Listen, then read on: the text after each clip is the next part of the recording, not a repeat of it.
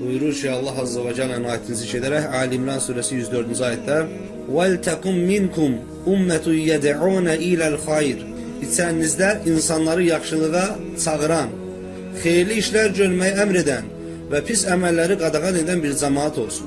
İmam Gazali rahmetullahi aleyh həkim yetiştirməyən, mühendis yetiştirməyən bir toplumun Allah katında fasik olduğunu zikredirsə, bir toplumda həkim yoksa o toplum fasikdir deyir.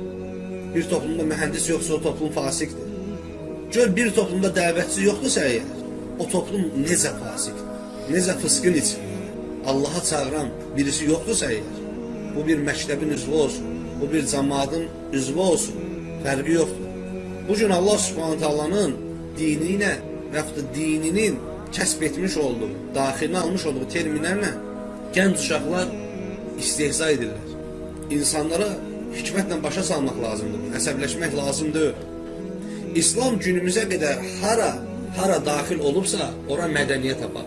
Günümüze kadar hara daxil olubsa, ora mərhəmət apar, ora ədalət apar. O günün İslam yaşayan fərdlərinin, bugünün mirasçıları bütün qurulmuş olan təməli strukturu yerlə bir edir. Əməlləri səbəbiyle, hikmətsizlikləri səbəbiyle. Sən birisinə dəvət vermək istəyirsənsə eğer, ilk öncə onun dərdi ilə dərdlənməlisən. Allah dərdi ilə dərdlənməyin hikmətli olmağın səbəbiyle onsuz da səni bu xeyrin öncüsü edəcək. Bu cığırın başı edəcək. O karvanın sarvanı edəcək diye.